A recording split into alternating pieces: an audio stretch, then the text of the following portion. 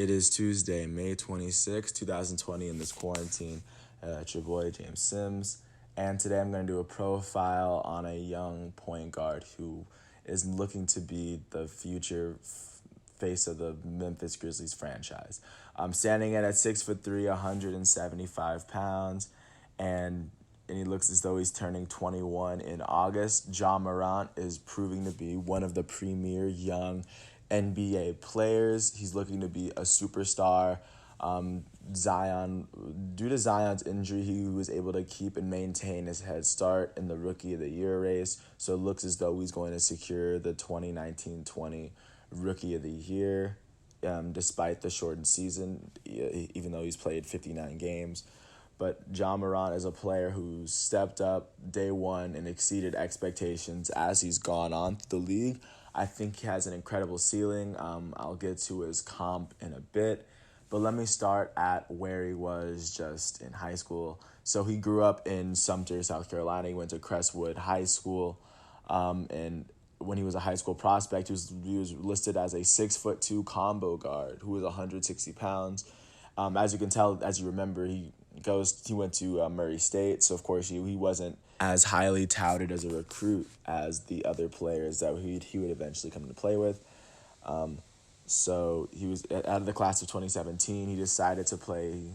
He decided to go to Murray State, where of course he get playing time. In his freshman year, he finished up averaging 12.7 points, 6.5 rebounds, 6.3 assists, shooting 46% from the field, 31% from three, and 81% from the free throw line, with 0.9 steals and 0.4 blocks.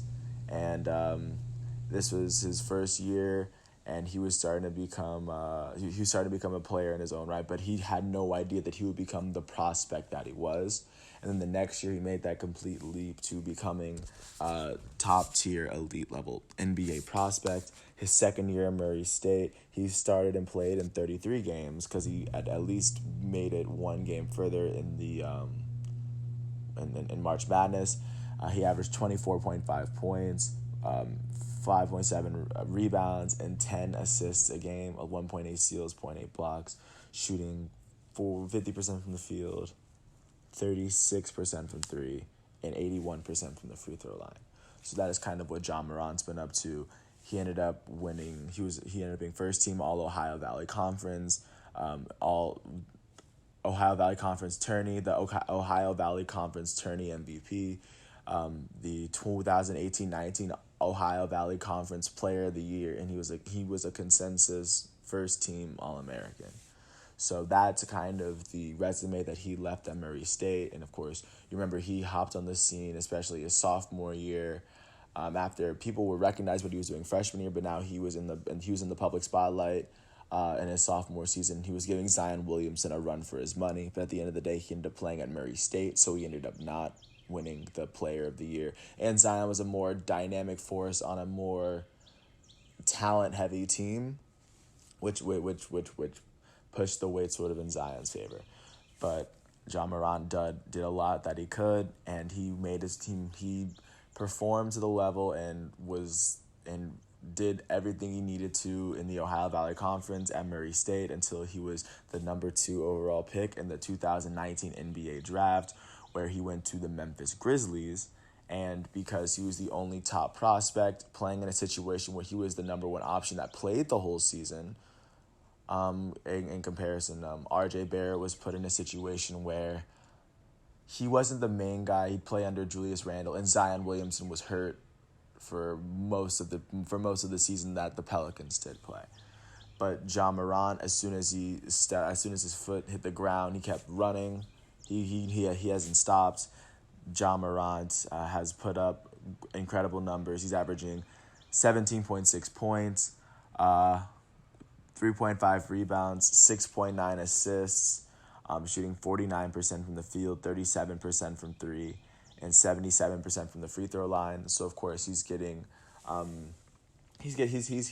to get used to the feel and the flow of the NBA, which as is the case with a lot of young players that are coming in.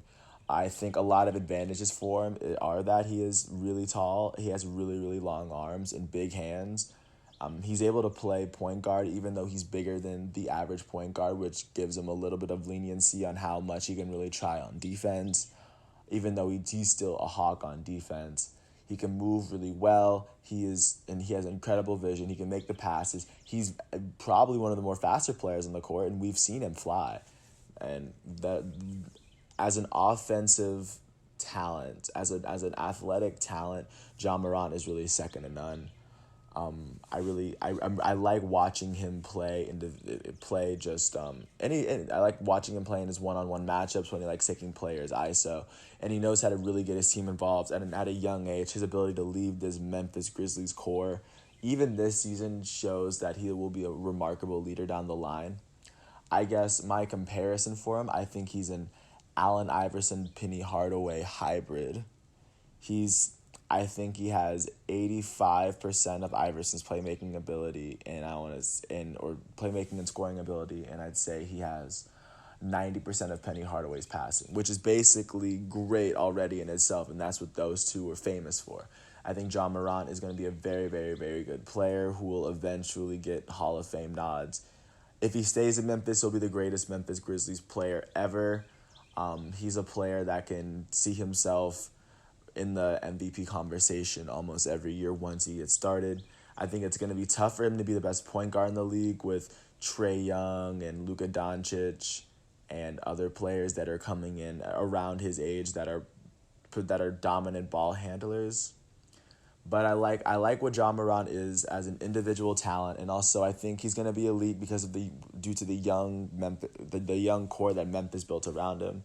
I like that once they got John Morant, they immediately sought to put pieces around him. Jaren Jackson was already there, but they were able to get Brandon Clark. They were able to bring Justice Winslow from Miami. They're able to put just the right pieces around him so that this team can kind of grow young and together, not have to worry about contracts for a bit. Just let John Morant get the feeling of being one of the league's top point guards. And at the same time, he's averaging close to the same stats that Trae Young did last year, and Trae Young made the incredible leap that he did. And now Trae Young is one of the league's top players. Now we need to see if John Morant is capable of making that leap in his second year, because for a lot of players, we can see whether they're going to be multiple-time All-Stars or all-time greats. There's a line of it. Let's see how much John Morant improves in his second year to see if he can enter that tier 1A. But as of right now, he is a great young player that all Memphis Grizzly fans should be proud to have leading their offense. And I think that the building of the team around him is going to look very impressive. I would normally not watch the Memphis Grizzlies, but now that John Morant is leading that offense and they actually have a very competent team, top to bottom, I'd most definitely watch John Morant if you ever get a chance to watch the Memphis Grizzlies do, because John Morant is a very elite player.